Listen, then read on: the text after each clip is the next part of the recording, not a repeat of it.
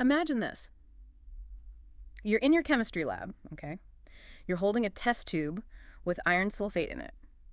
It has this pale green color. It's like a very light green. Exactly. And you add just a drop of an oxidizing agent, you give it a little shake, and boom! Suddenly it's a completely different color. It turns this yellow-brown. Just like that. It feels a bit like magic Yeah, now. it really does. And that's the question, isn't it? Why did that happen so fast? I mean, what actually changed inside those atoms to go from green to brown? To get that answer, we have to look really deep inside the atom. It's all about how the electrons are arranged. Which brings us to today's topic. We're doing a deep dive into electronic configurations of the D block elements. This is from Unit 4, the D and F block elements. And honestly, if you're a Class 12 student listening to this, you really, really need to clear your concepts on this one. Absolutely. This is a very fundamental topic. Yeah. For your board exams, you just cannot afford to skip this. No way. Because this concept, it's the key that unlocks the whole chapter. If you get this, then things like magnetic properties, color, it all becomes easy. But if you get this wrong, Oh, the rest of the chapter will be a nightmare. it really will. Understanding the electronic configuration explains why these transition metals are so versatile, why iron changes color, why copper is a special case, all of that. Okay, so let's just jump right in. Explain this for us at a 0 level. For someone who maybe, wasn't paying full attention in class or finds the insert language a bit heavy. Right. At the simplest level, think of it like this. In the D block elements, we are filling up the inner d orbital. The inner ones. Yes, while the outer s orbitals, they're usually already full. Whoa, hold on a second. Pause there. You're saying we fill the inner shell after the outer shell is already full? That feels backwards. It does feel backwards. It's completely counterintuitive. Yeah, it's like building the 3rd floor of a house after you've already put the roof on the 4th floor. Exactly. But it's not about physical space. It's about energy. What really happens is that once you put those 2 electrons in the 4s In orbit, the 4th floor. the energy levels actually shift. The third rooms, so to speak, they energetically sink below the 4s level. So that's where the next electron goes. Okay, so scientifically, what's the term for that? We say we are filling the N1d orbitals. Ah, that N1D thing. That always looks scary in the textbook. Can we break that down? It's not scary at all, actually. Yeah. N is just the period number. So for an element like iron in period 4, N is 4. Right. So the outer orbital is the N's, which is 4s. But the d orbital you're filling is N1d, which is 41d, so third. Got it. So physically, 4s is on the outside, but energetically, we're packing electrons into the 3rd room inside. Precisely. And here is the insert safe definition you need for your exams. This is what you write to get full marks. Okay, let's hear it. The perfect definition. The electronic configuration of d block elements is characterized by the filling of N1d orbitals, with the N orbital typically containing 1 to 2 electrons. Short and simple. But I know where students get confused. They think it's a perfectly straight line, right? Like D1, D2, D3. That is the #1 misunderstanding trigger. They think the filling order is a strict, unbreakable rule, that it just goes from 3D1 to 3D10 in a perfect sequence. Nature has other plans. Exactly. We have exceptions. We have anomalies, like chromium and copper. And this is where students lose marks, because they just follow the pattern blindly. Okay, we have to unpack these exceptions. This is where the questions always come from. Let's use an analogy to make this stick. Forget the building. Let's talk about an airplane. The airplane cabin analogy. Yes, this is the best way to explain it. Okay, paint the picture for us. So imagine a big airplane.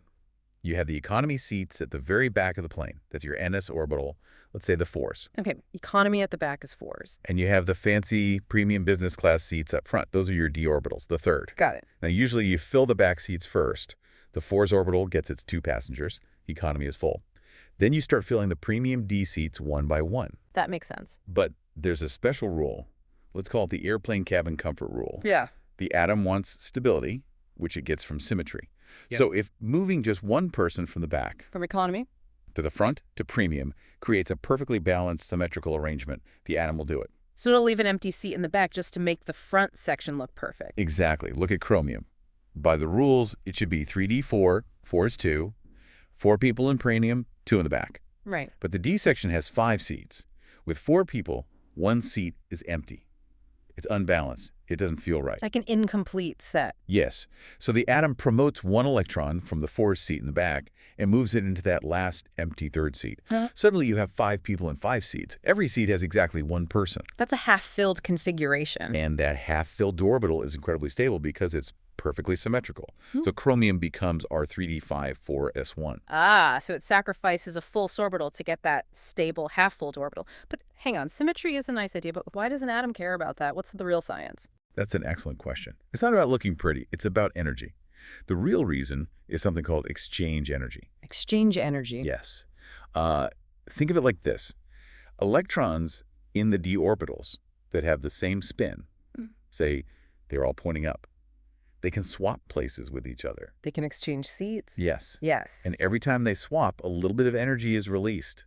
And when energy is released, the system becomes more stable. Okay, so more possible swaps means more energy released, which means more stability. You've got it. Yeah. In a D4 configuration, there is a certain number of possible swaps, but in a D5 configuration, where all 5 electrons have parallel spins, you have the maximum number of possible exchanges. I see. So the atom does a quick calculation and realizes it gets a bigger energy payout, a bigger stability profit, Hmm. by moving that one electron from fourth to third. That's a perfect way to put it. It's a net profit for the atom. Okay, that explains chromium. So what about copper? I'm guessing it's a similar story. It's the other classic exception. By the rules, copper, which is element 29, should be 3d9,4s2. Right, 9 people in premium. But that means 4 of the D seats have a pair, and 1 seat has just a single lonely electron. The atom hates that lack of symmetry, so what does it do? It steals one from the back again, from the fours. It does. It moves that 1 electron up, and now the third section has 10 electrons. All 5 seats are completely full. It's a fully filled configuration. So copper becomes 3d10, 4s 1. Exactly. So what looks like a chaotic exception is actually the atom finding its most stable, most comfortable, lowest energy state. I love that. It really clears up the why. But tell me, why is this concept even in our syllabus? I mean, why is it so important for us to know where these electrons are? Because it solves a huge problem. Without this concept, we simply cannot explain variable oxidation states. That's the thing where, iron can be Fe2 plus or Fe3 plus. Exactly. An element like sodium is always +1. It's predictable, but transition metals are flexible. If we didn't know that the third and fourth electrons were so close in energy, we could never predict why iron behaves the way it does. And in the real world, chemists use this. Every single day. To predict which chemical complexes will be stable, or to understand the magnetic properties of a material. If you don't know the configuration, you're just guessing. Okay, I want everyone listening to do a quick visualization, a mental movie. If you're not driving, maybe close your eyes for a second. Let's call this the 5 boxes. Yes, this is the best way to see it in your mind. Okay, in your head, picture 5 empty square boxes, all in a nice row. Those are your third orbitals. 5 boxes. Got it.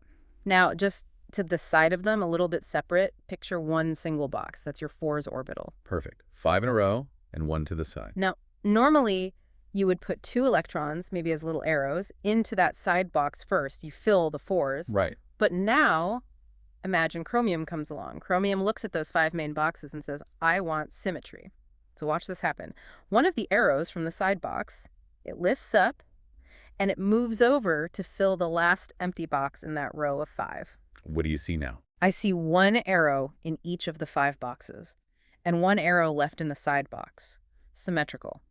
Now imagine those 5 boxes are glowing with a steady, bright green light. That's your stable, half-filled 3d5 configuration. Okay, now let's picture copper. Copper wants everything to be perfectly full, so it does the same thing. It steals an electron from the side box, but this time it uses it to complete a pair in the main boxes. Now what do you see? You see 5 boxes, and every single one is completely full with 2 arrows. And imagine those 5 boxes are glowing with a deep, bright blue light. That is 3d10, fully filled, even more stable. If you can just remember those glowing green and glowing blue boxes, you will never get chromium and copper wrong in an exam. And that visual connects directly back to our first example, the iron changing color. The green to brown solution. Exactly. That's a real-world example of this. Mm-hmm. F2 plus has a D6 configuration. So in your 5 boxes, 1 box has a pair and the other 4 have single electrons. When it becomes F3 plus it loses 1 electron. It becomes D5. Now all 5 boxes have just 1 electron each, just like chromium. Ah, so the color change we see is literally the electron configuration shifting from D6 to D5. Yes. The arrangement changes, so the way the substance interacts with light changes. We call them D-T transitions. That's what produces the color. And this is used in technology, right? Oh, absolutely. It's the basis of a technique called spectroscopy. Sounds complicated. The idea is simple. A machine shines light through a sample and measures which colors are absorbed. Since a D5 configuration absorbs different light than a D6, the result is like a unique fingerprint. We can tell the oxidation state of a metal just from its spectrum. Like an atomic barcode scanner? That's actually really cool. Very important for analysis. Now, let's talk about a classic exam trap, the counterintuitive example. We've talked about copper. Copper confusion, yes. So you're in an exam, you see copper, element 29. Your brain immediately goes, okay, argon is 18, 4 is 2, makes 20. So I just need 9 more for 29. Must be 3D9. And that is the trap that so many students fall into. It feels logical, but it's completely wrong. That's the naive assumption. You have to remember the glowing blue boxes. Copper is actually 3D10 4's S1. It rearranges for stability. If you write 3D9 4's is 2 on your exam paper, 0 marks. 0 marks for that part, because it's not the correct ground state configuration. Okay. Now, this next point is maybe the most important thing we will say. This is where most students make a careless mistake in the board exam. This is the #1 pitfall. We just established that we fill the 4's orbital before we start filling the third. So it seems logical that when we form an ion, like F2 plus us, we should take out the last electrons we put in, last in, first out. So we should take them from third, right? And that logic, I'm sorry to say, is completely wrong. It will get you a 0. Why? That feels so unfair. Because once the orbitals are filled, the energy levels settle differently. But more simply, just think about the physical location. The 4's electrons are in the 4th shell.